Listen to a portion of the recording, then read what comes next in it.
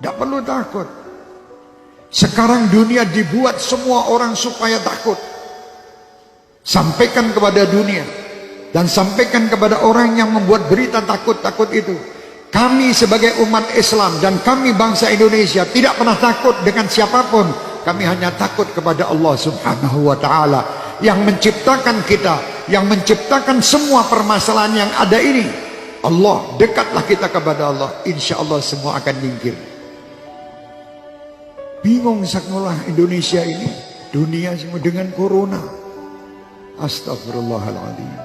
Kenapa tidak takut sama Allah? Anda lebih takut membeli alat-alat untuk mencegah supaya tidak kena corona, tapi Anda tidak pernah mendatangkan ustadz untuk menyegah anak cucu kalian masuk neraka. Tidak pernah.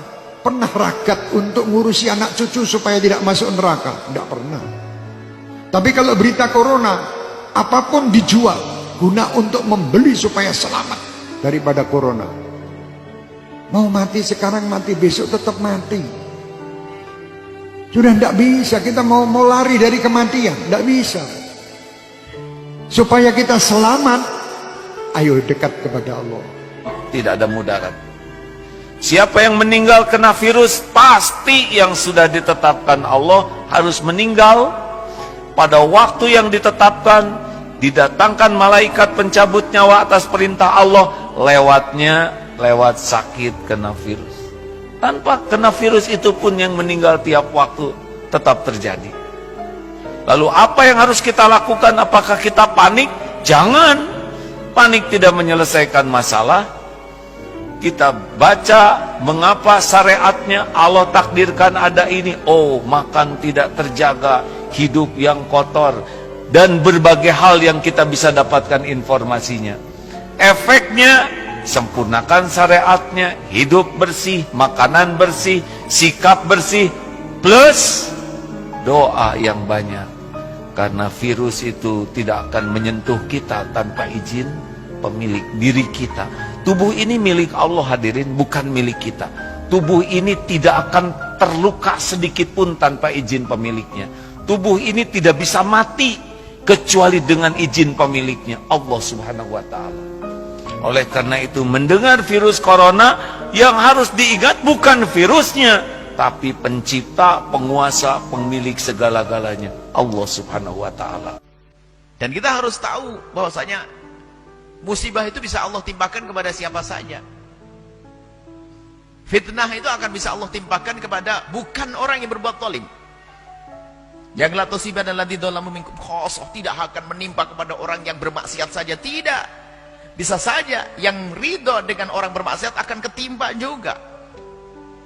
Mungkin semacam itu. Jadi ada sebuah tempat dia melakukan kemaksiatan lalu Allah timpakan musibah. Orang berimannya kena.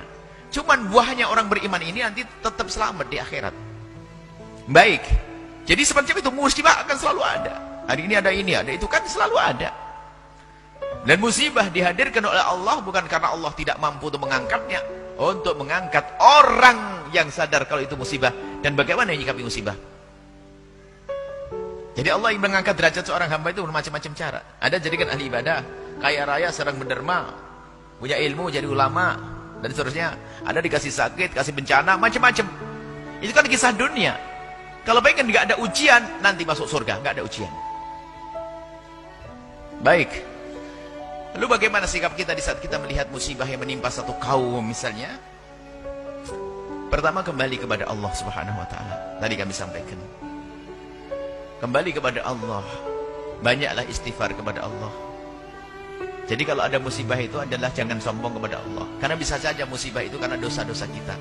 Banyak istighfar kepada Allah agar Allah jauhkan dari musibah. Istighfar yang banyak. Istighfar. Astagfirullah. Apa yang terjadi setelah datang virus corona? Apa yang terjadi? Rumah makan Islamic food di Singapura antrian panjang. Kenapa? Karena saudara-saudara kita yang ada di Singapura, yang non-muslim, yang tak Islam, lebih percaya kepada makanan orang Islam. Bicara makanan ini bukan bicara tentang masalah Islam saja.